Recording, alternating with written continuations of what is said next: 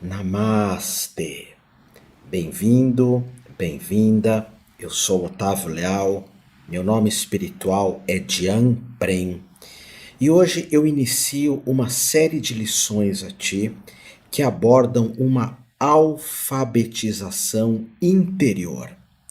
Nós iremos fazer uma intronáutica, um mergulho dentro de nós e investigarmos uma série de sensações, pensamentos, sentimentos, emoções, dificuldades psíquicas da alma e elementos para ultrapassarmos uma série de limitações, tanto na nossa vida como, se você for terapeuta, na vida alheia. Eu quero que você saiba que tudo aquilo que eu vou compartilhar aqui contigo vem dos meus estudos com Luiz Antônio Gasparetto e a Metafísica da Saúde, dos meus estudos com José Ângelo Gaiarsa, um dos maiores terapeutas que esse planeta já produziu, da minha formação em psicanálise, da minha formação e ordenação na escola tântrica, o Tantra que envolve autoconhecimento e uma investigação daquilo que somos. Então, muito do que eu compartilhar aqui foram ensinamentos que recebi dessas 4 tradições, 2 pessoas, 2 tradições, pelas quais eu tenho uma profunda gratidão. Então vamos iniciar essa aula de alfabetização interior falando do tema emoção ou das nossas emoções. Emoção é algo que vem de baixo, algo que vem da nossa região sacral ou até mesmo do nosso bicho. Bicho que é chamado na psicologia junguiana de sombra. Então, normalmente, as emoções, digamos, a mais positiva é o tesão.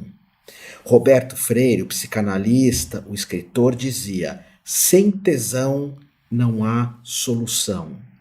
E muitas situações da nossa vida nós podemos medir se elas nos tocam profundamente, se gostamos delas ou não, quando vem uma emoção que é o tesão. Não é o tesão sexual só aqui. Eu tenho tesão por aquele emprego, por aquela pessoa, por fazer uma viagem para a Índia, por subir uma montanha, por mergulhar, por ter uma vida simples próxima à natureza. Sem tesão não há solução. Então, esse tesão nem sempre é um sentimento. Sentimento é algo aqui mais no coração, no nosso sacrário, no nosso templo. A energia da emoção, ela pode ser tesão, ela pode ser raiva, aquela raiva que é a indignação, não é o ódio que nos faz mal, é uma raiva que, quando bem utilizada, é o nosso bicho, é o nosso id. Por vezes é comum as pessoas questionarem: será que isso é para mim ou não? Esse caminho, essa profissão, esse relacionamento. E essa questão de entrarmos em contato com o emocional, com o tesão e nos perguntarmos: isso me dá tesão? Isso me dá uma energia de ação? Porque aquilo que nos dá tesão, nós partimos em direção. Se você chegar para mim e falar: Otávio, vamos dançar, eu estou sempre pronto. Vamos fazer uma arte marcial, estou sempre pronto. Vamos caminhar pela praia, sempre pronto. Porque esses elementos me dão tesão, que é uma emoção muito adequada. No Tantra hindu nós chamamos de prana, que é uma energia vital. A emoção, ela me dá uma energia vital, uma energia muito forte. E essa energia vital, quando a emoção é bem-vinda, ela faz com que eu parta para a ação, parta para a movimentação. E muitas vezes as emoções podem e devem serem controladas pela razão. Por vezes nós queremos o mal de alguém, ou queremos que alguém parta ou suma, mas podemos só pensar, não agir. Note que eu tenho um voto que eu fiz dentro de uma escola budista de não falar palavrões, de não xingar ou ofender os outros. Mas eu não fiz o voto de não pensar mal dos outros, porque só faria esse voto se conseguisse, se tivesse essa disciplina. E para isso talvez não pudesse mais ver televisão, ver notícias, saber dos outros por um tempo. Claro que eu evito ao máximo os pensamentos maléficos em relação aos outros, mas muitas vezes ele vem desse nosso bicho, que Freud chama de id, é o nosso instinto. Nós temos um ego e um superego. O superego, na visão de Freud, é o que impede do id, que é o bicho, de fazer aquilo que ele quer. Então, emocionalmente, nós podemos pensar várias situações, mas nem sempre podemos realizar as mesmas. Agora, dentro dessa alfabetização, é importante eu falar para ti isso. Se te dá tesão, normalmente é o tesão, uma emoção que pede para você ir em direção a algo que vai acrescentar muito na tua vida. Então, esse é o primeiro elemento aqui. O próximo é o sentimento. O sentimento é algo mais íntimo, algo que vem daqui.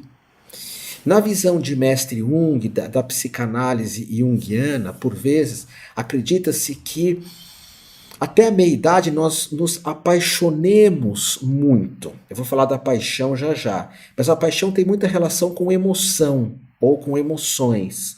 O sentimento, nós vamos com o tempo aumentando a capacidade dele. É uma energia que vem aqui no peito e ela vem de dentro para fora, de dentro para fora. Existem sentimentos positivos e o maior deles, sem dúvida nenhuma, é o amor.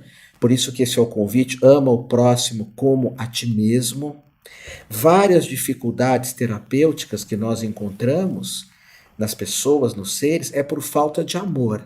Seja amor próprio, seja amor ao outro. Agora, aqui em momento algum eu quero falar que nós temos tão somente o atributo do amor.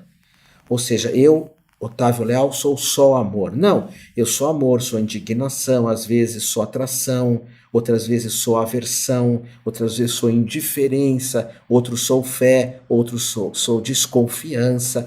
Essa é a ideia da alfabetização emocional. Perceber que temos muitos atributos. Agora, o sentimento ele pode ser positivo e o amor é o maior deles, com a compaixão, com o pensar bem dos outros. E o negativo, pensar mal dos outros, querer o negativo, e também o sentimentalismo. O sentimentalismo que seria esse sentimento mais negativo. Tem pessoas que se perdem muito no sentimentalismo, que eu vou estar falando agora, que seria a ideia da paixão. Paixão como sentimentalismo. Então, paixão, existe aquela paixão por um ideal.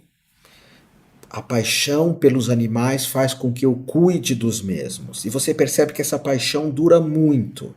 Existem algumas paixões que não têm nenhuma relação com o amor. É quando nós projetamos numa outra pessoa ideais nossos. É aquela pessoa que fica apaixonada, já passou da adolescência, mas se apaixona e quando o amor, ou melhor, a paixão, não corresponde às expectativas, essa pessoa sofre muito. Quem se segura muito vive usando a paixão como uma forma de desrecalcar. Pessoas muito recalcadas, muito fechadas, por vezes usam as paixões como uma desculpa para se projetarem exteriormente. Tanto é que existe uma série de textos, de pesquisas, que geraram até um livro, por exemplo, que se chama Mulheres que Amam Demais. Homens que amam demais. No caso aí não é amor, é uma paixonite, um sentimentalismo que os livros acabam tratando, que faz com que a pessoa idealize o ser amado não como ele é, mas como ela gostaria que ele fosse, para suprir algumas necessidades. Tem três livros, no caso, que eu recomendo a todas as pessoas que querem ter essa visão da metafísica, dos estudos psíquicos tântricos, das ideias transformacionais do quânticas, que são o livro Ri, Xi e Wi. Ri fala do homem, que sempre está apaixonado por alguma coisa externa. É o mito do homem, Ri, ele. Então o homem sempre vai atrás de algo, nem sempre uma pessoa. Pode ser um carro novo, uma amante, uma casa bacana, um salário maior, o dinheiro. São as paixões que podem ser chamadas de disfunções. Em alguns momentos da vida isso é interessante, mas em alguns outros momentos se torna uma disfunção, essa busca sem limites por algo. E o livro Xi fala da mulher e da idealização que muitas mulheres fazem do ser amado. É claro que eu tenho um lado masculino e um feminino, e as mulheres também. Meu lado feminino se chama ânima, e o lado masculino da mulher se chama ânimos. Quando eles estão desequilibrados, a nossa parte masculina está desequilibrada, ela se apaixona por isso, por uma amante, a parte masculina, por um automóvel, por dinheiro. Nós vemos tantos homens corruptos, tantos senhores de idade que jamais deviam ter essa paixão pelo dinheiro, e muitas mulheres ainda idealizando, ou a parte feminina do homem, idealizando um ser que preencha todas as necessidades da mesma. Então, a paixão, por vezes, nós projetamos no outro ou em coisas, elementos que nós recalcamos ou nós não descobrimos em nós mesmos. O terceiro livro se chama Wi, Ri, Xi e Wi. Wi significa nós. É quando duas pessoas se unem afetivamente e elas não se amam, mas estão apaixonadas.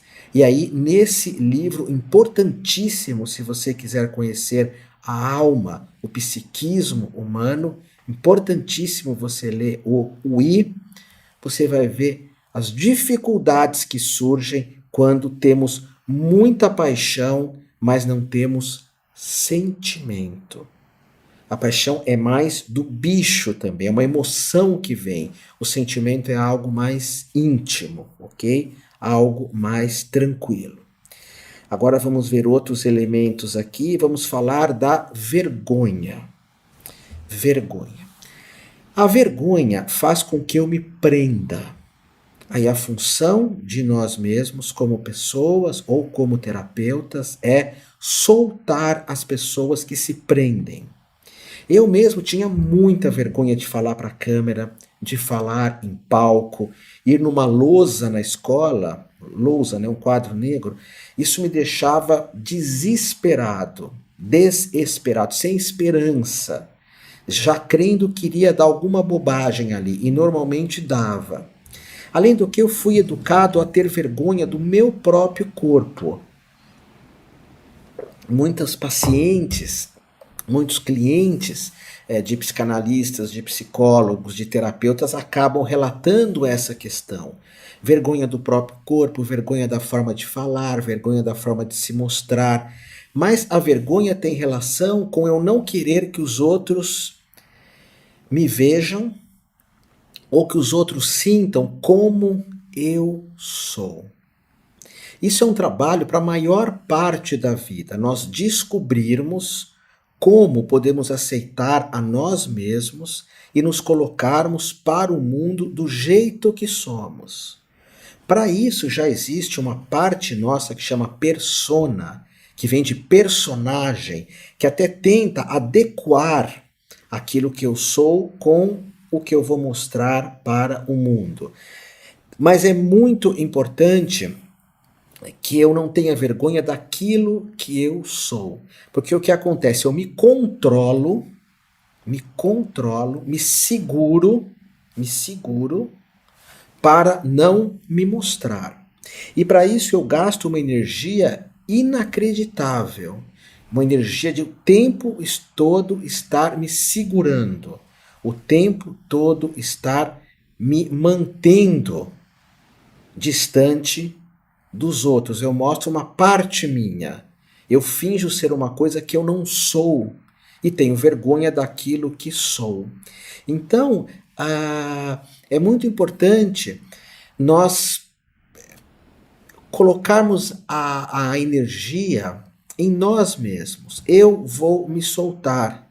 Eu não vou me prender ao que o outro pensa, ao que o outro sente. Eu não vou me prender às expectativas que o outro tem de mim. Não vou. Então, isso é a ideia, essa é a percepção de ultrapassarmos a vergonha. O Gasparetto sempre dizia que a vergonha ela é fruto do orgulho, o orgulho negativo também. Precisamos ter mais humildade, é uma das formas de lidar com a vergonha, humildade de nos mostrarmos como somos, de nos expressarmos como somos. Vamos falar agora de ansiedade, que a minha natureza é extremamente ansiosa, sempre foi. Sempre foi. Então eu sempre tive que lidar com isso, ainda lido, e a forma de eu lidar com a ansiedade é a meditação, as artes marciais, andar bastante, criar muito, produzir muito. Mas a ansiedade é sempre ir para o futuro. É uma mente que é treinada, seja pelo Estado, pela sociedade, pela escola, pela família. É uma mente treinada a priori para sempre estar olhando para o futuro. E é uma mente que nós usamos, há uma ação nessa mente para algo que não existe. A mente faz com que eu me volte para situações que não existem. Na tradição tântrica, nós falamos assim, que a pessoa, o indivíduo, ele está plantando orquídeas, ele está regando orquídeas no ar. O que significa isso? Não tem orquídea nenhuma, não há orquídea nenhuma, muito menos no ar. Nós inventamos uma orquídea que está flutuando e inventamos que temos que regar essa orquídea. Então se cria muitas fantasias em relação ao futuro. E é importante notar isso, quanto de fantasias que criamos. Quando da crise do coronavírus, ninguém imaginava isso, ninguém se preocupava com isso. Não fazia parte do nosso cotidiano pensar nisso, muito menos com preocupação. Porque a preocupação, que tem relação com a ansiedade, ela não traz nada de positivo. Eu me preocupar com a minha saúde, eu perco a saúde me preocupando com a mesma. Agora, eu me exercitar, me alimentar bem, jejuar, fazer muitos exercícios, isso é uma ação. A ansiedade é sempre uma atitude mental que acaba por prejudicar muito o nosso corpo, muito. A minha ansiedade, eu fui educado a ter ansiedade pelas expectativas da escola. Porque eu tinha bolsa de estudo numa escola muito difícil, uma escola com valor muito alto, chamava Colégio Rio Branco. Eu era de classe baixa, meu avô conseguiu uma bolsa nesse colégio para mim. Quando eu ia estudar no Rio Branco, todos eram muito ricos financeiramente falando. Eu me sentia um peixe fora d'água. Todos tinham todos os brinquedos, as canetas, festas lindíssimas. Todos iam com os automóveis mais lindos, chegavam na escola. E era um nível cultural muito difícil para mim, muito difícil. As pessoas tinham aulas particulares e ali eu criei uma ansiedade de nunca tirar uma nota abaixo de 7, senão seria reprovado e perderia a bolsa. Como bolsista eu não poderia tirar nota abaixo de 7. Então eu penso que daí surgiu a minha ansiedade. Sempre anota, a pressão dos meus pais para que eu não fosse reprovado e as pressões nos anos 60, 70, normalmente você era agredido fisicamente, era comum os pais agredirem os filhos. Então isso gerou uma ansiedade em mim e hoje respiração, atividade física, tudo isso e preste atenção, a ansiedade é imaginar alguma coisa e acreditar nisso. Imaginar alguma coisa, ansiedade, acreditar nisso e dar um poder para isso, um poder para uma ilusão. Agora vamos ver aqui, eu vou falar com vocês sobre a mediocridade. Uma mediocridade, uma credibilidade média, média. Há uma passagem na Bíblia que é citado que o divino, que o transcendente disse, eu não aceito os morninhos. Morninho ou morninhos são pessoas que às vezes preferem ter uma vida ordinária do que extraordinária. E em momento aqui nenhum eu estou falando de dinheiro, de fartura, de ser famoso. Às vezes para ti, e isso é muito importante, é o teu termostato, como que você avalia a vida. Por exemplo, para mim uma vida extraordinária é uma vida simples. Morar perto da natureza, ter meus animais, estar com a pessoa que eu amo, ler meus livros, escrever, dar aulas. Eu não tenho o menor interesse em ser famoso, em aparecer na capa da revista Caras, em aparecer no Fantástico, ou ter um programa de TV. Tanto que vira e mexe eu sou chamado para programas de TV, eu não tenho o menor interesse em participar, o menor interesse.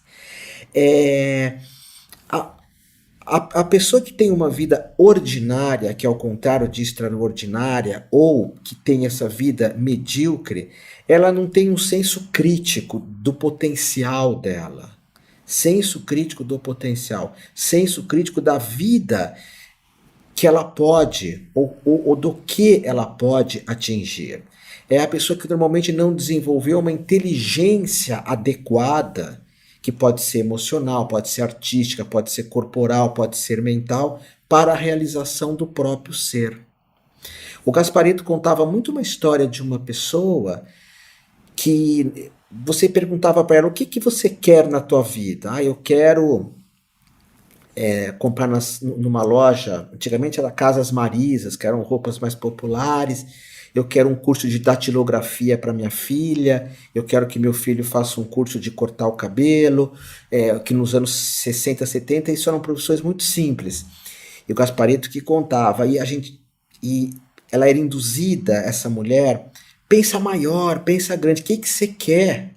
Você pode pedir a paz no mundo, você pode pedir a cura dos vírus, você pode pedir para tua filha ser uma médica que vai salvar vidas, ou do que uma datilógrafa, hoje nem existe mais isso, ou teu filho seja um cabeleireiro que realmente tenha muita prosperidade, mas que também atenda pessoas que têm problemas de pele, faça um trabalho de doação lindo. Então pensa grande, mas a pessoa não consegue nem no pensamento, deixar a mediocridade.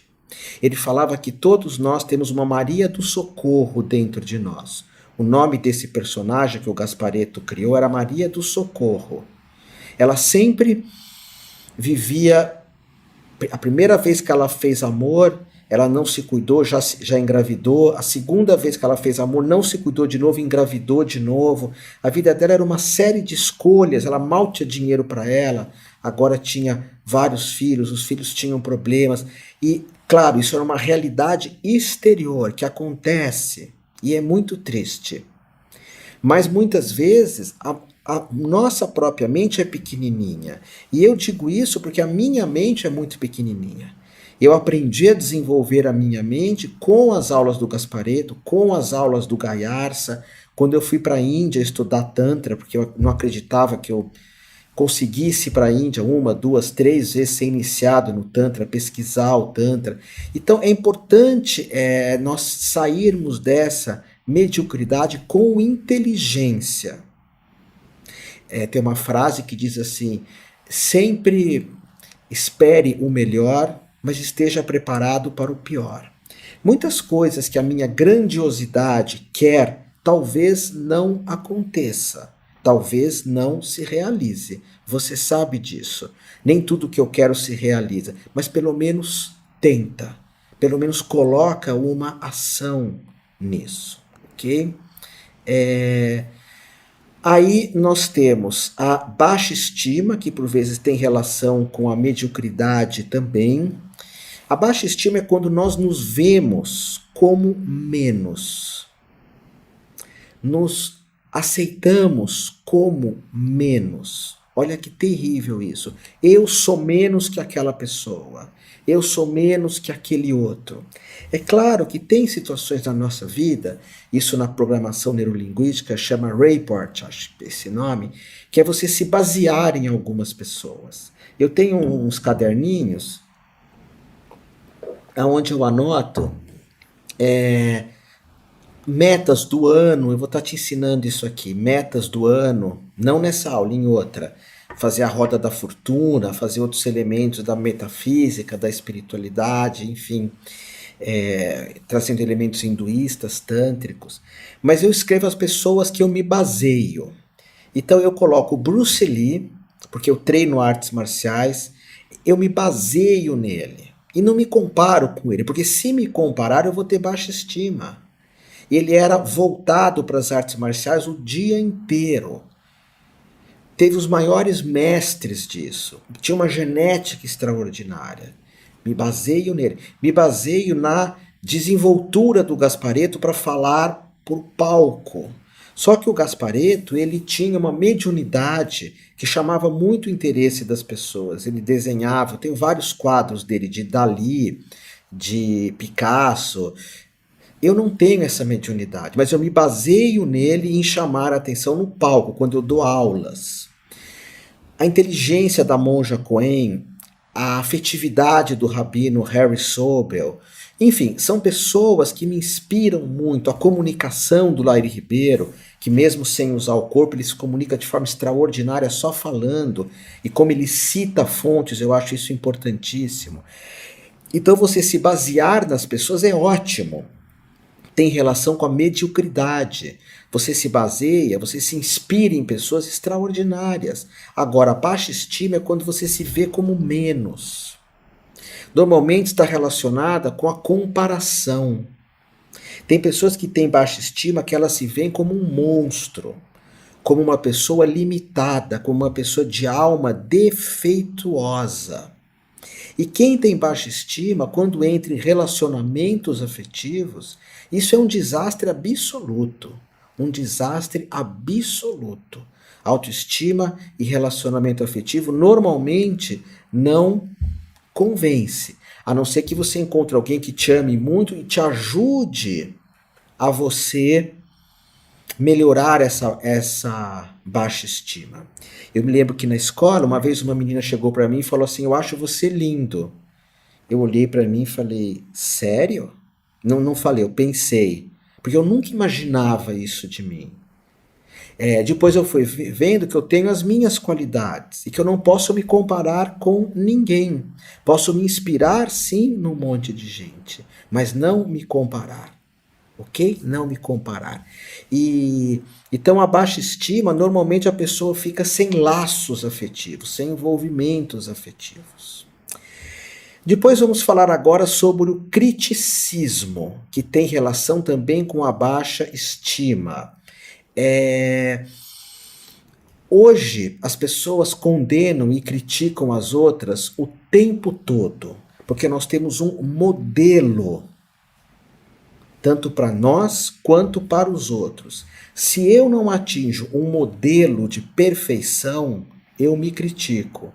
E como as pessoas colocam ideais de perfeição? É muito maluco isso. Ideais inalcançáveis de perfeição. Tem um universo de pessoas que faz isso.